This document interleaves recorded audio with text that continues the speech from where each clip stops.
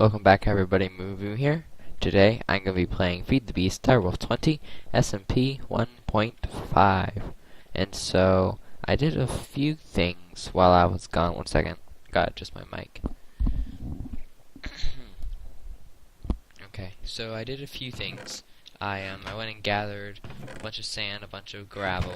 I got some clay. I found some clay off somewhere, I think over there somewhere. I also got some, where is it, sugar cane. I should probably go plant the rest of these. So now I'm growing sugar cane. I saw a helpful suggestion by one of the people who watch my videos. Their name was... Wait, give me a second. Okay, their name was Anum1997. So thank you, Anum. Anam, however you say that. Sorry. Probably said it so wrong. But thank you.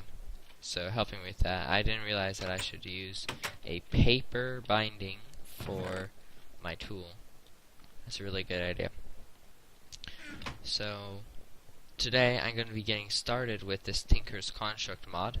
I have several things, several patterns to use, and to show you just what you can do with this, I'm going to start off by making a stone tool. Now, Tinker's Construct is a lot different than a lot of mods you'll find. You use these different kinds of materials, for example, cobblestone, and you can put a pattern into some part builder, and you get a stone sword blade. So if I put a sword blade pattern and a piece of cobblestone, I get a stone sword blade. If I put a piece of cobblestone and a pickaxe head, I'll get a stone pickaxe head. Now if you look beneath the name, it'll say material cost 1. That's how much of the material you'll need. So that says 1, well that says 0.5. So if I take that, that gives me a stone rod, then this shard. This shard is half of a piece of cobblestone. So if I get another thing that requires that, for example the tool binding, I put that in there, that requires 0.5, and that is 0.5. That's half of a given material. Then I take it out, and now I have a stone binding. So as you just saw, I made myself a stone rod, a stone pickaxe head, and a stone binding. So then, once I've made 3 pieces that are required for something, I come over to this tool station, and I select whatever tool I want to make. There are all these tools for the tool station. But right now I just want to make a pickaxe using these. So I put that in, put that in, I put that in. Now this isn't going to be my final pick at all, just saying. So you'll see that has 65 points of durability, a mining level of 4, and a mining speed of 4, sorry, and a mining level of iron. So mining level, the durability is it explains itself. It's how much durability your tool has. And mine has 65 points, so I can mine about 65 or 66 things before it'll break. Mining speed is how fast it will mine. I'm not totally sure about what that number means, but it mines kind of slowly. And then it mines mining level iron. It goes up. The levels are, if I remember correctly, stone, iron, redstone, obsidian, cobalt. Stone is what like wooden pickaxes can do. Iron is stone and wooden. No, iron is stone. Stone is every tool, every pickaxe. Iron is stone tools and up.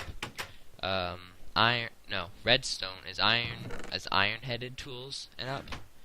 And it's so hard for me to remember. Diamond is it's kind of hard to explain. I'll have to show you as I go throughout the series. So I'm just going to make some more parts. For example, the stone rod. And I'll use a handguard pattern for this sword that I'm making. And now I have found a glitch before where you can shift click or put in the items in any way, and see this still makes a longsword, but I haven't put them in any kind of thing. But if I go over to the longsword, you'll see they are arranged correctly. If I go to dagger, they'll still be the right way. And if I go to anything, they will be arranged in the right order to make a longsword. So this is just a longsword. It uses the what is it?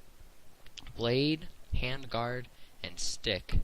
This uses the blade, wide guard, and handle, while this uses the blade, crossbar, and the rod. And this thing's special ability is when you hold back, and then you can let go, and it lets you run forward. So if there's like a giant if there's a giant group of monsters, you can do this. You can lunge forward and then start hitting at them. Just like bam, bam, bam, bam, bam, and then you can run out of battle, hold it back, and then go flying forward again and hit them again. A broadsword is just blocking like this. This is blocking. It reduces the damage you take by half. Then finally a rapier. There's a few cool things about a rapier, but I don't really like rapiers all that much because they don't attack. They don't have a very high attack. So what they do is when you right click, it makes you bounce back a little bit. So what they are supposed to do is you're supposed to run the battle, hit a bit, then jump back, and then run in a bit, then hit a bit, and jump back. Run in, hit, and jump back until the monster is dead, or the person is dead, whoever you're fighting. And then the thing is that okay, see how my hand swings like that? Well, that's not how fast you're reduced to hitting things. You can click as fast as you want to click, and it'll do that much damage, even though your hand is only going so fast. So I think I'm going to make another pattern just to show you guys what I mean by that. Oh, I guess I'll make two. And then I go over to my stencil table, put that in there, and then I probably just went the long way around. I get a crossbar pattern. Then I can come over, grab my cobblestone, put cobblestone there, get a stone crossbar, the tool rod, and the sword blade. I come over here, shift click in the blade, the rod, and the crossbar. Now I have a rapier. And see how it's held like that? That looks so silly, but look at how I'm holding it. I'm not holding it like that, where you would swing. It's kind of like you would jab. So watch. It must go backwards when I right click. So that's its special ability. And not only does it swing fast, but also attacks super fast. So if I run over to say, let's do a sheep. I'll attack the sheep. See how fast I just attacked that thing? Now, as you can also see, it's not very strong. It took like 6 or 7 hits to kill that one sheep. The sheep are pretty weak, so that's mainly why I don't like these. Because you can, one time I made a manillion, which is the best ingot in the game. Darn it. I used the best ingot in the game, and it only did 3 hearts of damage, even when I upgraded it like crazy. So, you may be wondering why I'm not just using, like, iron in here, because this is what happens when you try to use iron. Nothing. There's nothing. Nothing comes out over there. So, to use iron and other metals, you have to craft this thing called a smeltery. And to make the smeltery, you'll need seared bricks. I've already made a few. And I'll get the Mighty Smelting Book. So you need a smeltery controller, a sear tank, 9 seared bricks. Well, actually, I usually do, 1 second. Sorry. I usually use a smeltery, a sear tank, 18 seared bricks, a drain, a faucet, and a casting table. That's usually how I do it. So to make these, I'm going to get 1, 2, 3, 4, 1, 2, 3, 4, 1, 2, 3, 4, 1, 2, 3, 4. Like that. And then I go and I get my clay. I craft up a stack of the stuff. Then I put that. Oh. Like that. Then I put 4 sand, 4 gravel to make 8 grout. And if you do it like that, you can also do it like this. 1, 2, 3, 4, 5, 6, 7, 8. Put those in there. 1, 2, 3, 4. 1, 2, 3, 4, 5, 6, 7. Wow. I just I failed badly doing that. I cannot count today. So 1 clay, 1 sand, and 1 gravel gives you 2 grout. So if you do, let's take half of those out, that gives you 8. So then I'll just put those back. I finished my roof, right? Yeah, I did. Okay. And then I can get 1, 2, 3, 4, 5 pieces of coal. 1, 2, 3. 2, 3. 2, 3. 1, 2, 3. Like that. Bam, bam. Bam, bam. Bam, bam. So I'll be right back after those things finish smelting, and I'll explain the next parts to you. See you in a bit. Okay, so we're back, and I got everything that I need. I got the controller, the tank, the drain, the 18 seared bricks, the casting table, and the faucet. And that is all you need for your most basic smeltery. Now you can and probably should upgrade it as you go on to make it higher and higher and higher so it can store more liquids inside, but I'll explain how you do that later on. For now, I just need to actually build this thing. So I'm just going to get out my shovel and 1, 2, 3, 4, 5, 6, 7, 8, 9 of those blocks. Place down these 1, 2, 3, 4. Place some more of this stuff. I don't need that out here. Place the controller. Actually, no. Place the tank right there. Let's put the drain right here. Faucet on top. And a casting table right there. You'll see how that works in a little bit. That right there. 1, 2, 3, 4, 5, 6. So now you can see that this thing is lit up and it has 9 slots in it. Now I'm going to go get a few things from inside, and I'll show you what those slots do. Come on, let me in. Okay, let's get the gold. 1, 2, 3. I can put these and these and these away. Put that away. Oh yeah, I know what else I want to make. Do I? Yeah, okay. I'm going to make... Can't use that stuff. I'll just that. The dead wood that I just moused over doesn't actually turn into wood. It's just used as logs, but it can't actually be turned into wood. I do that. Dang, I'm gonna need another one, won't I? Okay. 1, 2. And finally, these lava buckets that I got earlier.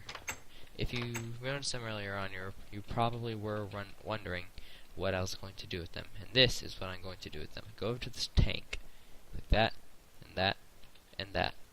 And now I have a tank of lava, 850 millibuckets.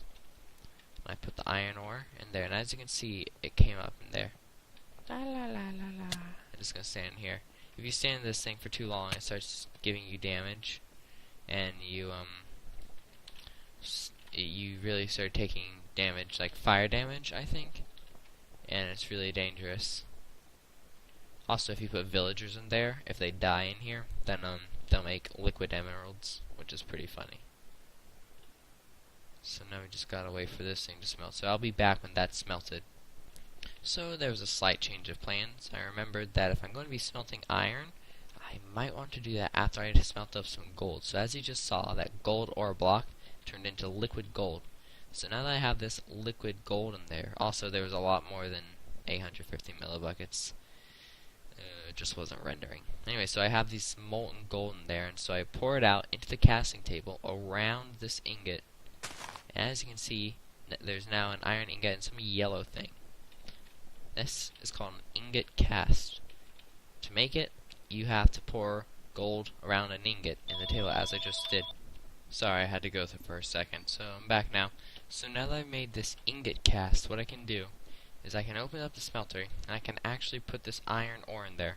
And once this finishes smelting, I'll be back to show you what I can do with it. Okay, it finished smelting, and as you can see, since it finished smelting, I made a few things before I came back. I made this clock. I put the hopper down there underneath this, and it's linked up to this chest. So now that I have these 5 iron, I can show you what I can do. So let's press C right here. 1, 2, 3, 4, 5. There. C. Now you have myself a hopper. And now this hopper goes into the controller. The controller will smelt stuff, and then this redstone clock will activate this faucet, which then goes into there and pours. And once the liquid solidifies, it will then be pulled out and dropped into the chest. I'm just going to demonstrate this amazing feat.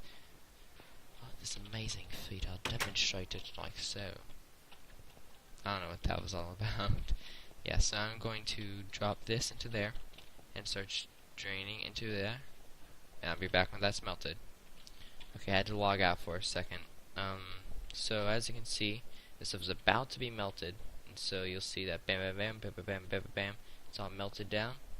That's a very random pattern. But also, this clock, it turns that into gold. If you watch, it's just going so fast that it solidifies, gets taken out, and then puts back, and then pours more back in immediately. So if you look in here, you'll see that slowly climbing. 5, 6. So yeah, this is climbing up. And what happened to those 2 pieces of gold? Weird. Anyway, so now that stuff is climbing up, and it's making me liquid gold. Now that's a lot like a macerator furnace thing, where it'll pulverize and smelt it, and it gives you 2 times as much ore as you put in there. So right now I'm gonna get 18 pieces of gold when this is done. So this is all pouring out. 3 ingots left, 2 ingots left. On and on it goes. Okay, I'm not gonna get 18. I put in 11, so I should get 22. Still working on my mathing. Nice little silly. Anyway, so now that gold is smelted. Now we're just waiting for this stuff to melt down, and I can just AFK inside my house, and it'll all just turn it into ingots. So yeah, I now have a good setup for doubling my output of ingots. So there's that. I think I've done enough for this episode. I'll show you the rest of Tinker's Construct and how you use metals for making tools next episode. So thank you everyone for watching. Stick around for next episode to see the conclusion of this Tinker's Construct tool making. Thank you for watching. This has been Moonbing. See you later.